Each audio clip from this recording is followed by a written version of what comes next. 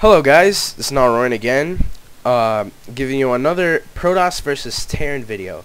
Now, I was stressed out this night when I was doing this game, so I even misclicked the mineral patch for the probes, and I kind of like got all stacked up in the little, like near the minerals, because I was losing like straight up that night, and then I hate Terran, because I suck versus Terran, so I just kind of got nervous because it was Terran. I'm like, oh my god, I hate Terran. So, yeah. So I didn't play my best here, but it was still a win, so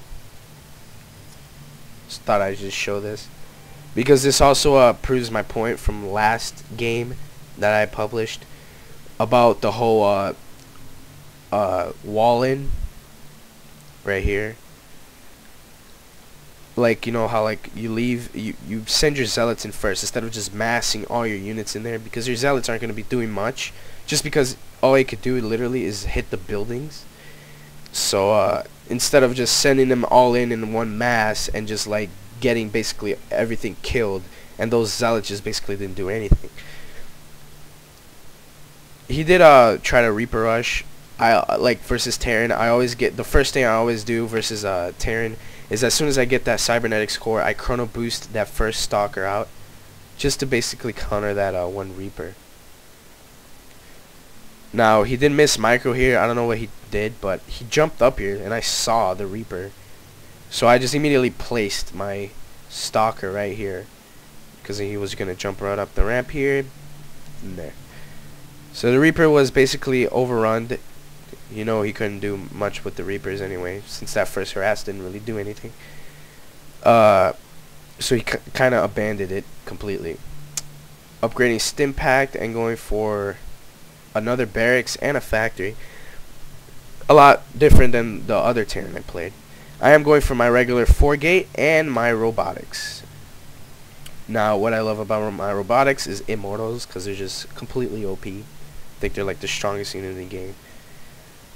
Like, I don't even think, I'm pretty sure like one Immortal could kill a whole Colossus. That's how awesome they are.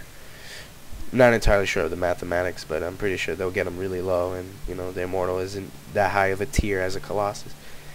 But in any case, like I mentioned, versus Terran, I don't like going for a lot of Stalkers, even though they're kind of the counter to the armored Marauders. They do kind of rip through Stalkers too, so I just literally replaced them with Immortals. Like, but I still have the Stalkers out just for the main purpose of Reapers, so I just hate them. So I do have those few over there. But as soon as I got my robotics, I am gonna place my observer right into the core of his base, and I'm going to see this this starport. Now, what I don't like about the Terran is how cheap a Banshee is. Like, Banshees are my least favorite unit, the most hated unit I think of this whole game, because just being invisible, just being like Dark Templars and unburrowed roaches a move, you know, just stuff like that's already cheap. I don't like going that way. If I need to win, I would, but I don't like, you know, rushing them or anything. So I really don't like it. And the fact that you can fly, even though if you have to research and use your mana or whatever, your energy to go invisible, just be able to fly and being invisible is just annoying as hell. I mean, they obviously fly a lot faster than the Berserkers, so I can't really fly, like follow them around all the time, just to like, you know, catch them with my Stalkers. Even though I said you get warping a lot of Stalkers, I did see that Starport with a tech lab, so I'm like immediately like, oh, I need to attack right now, and I built a few Stalkers just in case he has a little bit some Banshees I didn't see come in. Because of the wall in, I think, I don't know why my units did this. It just like clumped up to the wall just because I sent in to automatically attack in the center instead of like the supply depots or anything. So yeah, I'm just going in here. I actually didn't notice that I needed another pylon, so okay, this is where it comes into the point where what I was talking about. You send in your zealots first, but kind of backed out because my army was too far away. You send in your zealots first, while your range units basically have the line of sight to kill these supply depots. And immediately that happens, your zealots just become views and actually start doing damage instead of just sitting back there getting focused down by the marauders and marines. But I did miss micro here because of I had to go in my base and build these phoenixes. I know they're not the greatest counter to the banshees, but I just like them because they move a lot faster than any other unit that would. And they don't. The banshees can't really hit the phoenix either, so they're basically just gonna sit there and take the hits anyway. This guy was already, over. I got I'm immortal, 5 stalkers. His 1 banshee that he made just died. It was GG there. Now I wanted to talk about the banshee real quick. Is that even though the stalkers do tons of damage on the banshee, they do one-shot him. I don't like the stalker because researching blink is the only way you can defend your natural. Let's say you have your natural and the banshee is just like you're just walking through the. One other thing too, I don't wall in versus Terran just because of this main reason. My units have to walk in and out just to defend through banshees, just flying through the back immediately, like just going right here. Photon cannons do help, but just getting that forge out and then early on in the game, because he already had a banshee. I would have to go to get the forge and then build a pylon near my mineral line and then start actually building the photon cannons.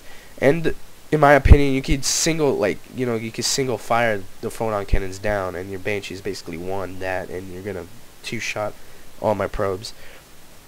So that's why I build the phoenix, just because they're so fast and they can actually keep up with the banshees, even moving up and down. And I know the observer is gonna be like trying to follow the banshee. Even if you get the speed upgrade, I think the banshee's a little bit faster.